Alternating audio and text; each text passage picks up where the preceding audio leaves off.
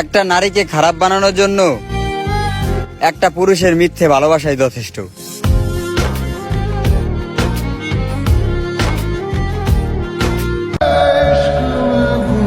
নারী তুমি অসহায়, কারণ তোমার দুঃখ বোঝার মতো একমাত্র আল্লাহ ছাড়া আর কেউ নাই।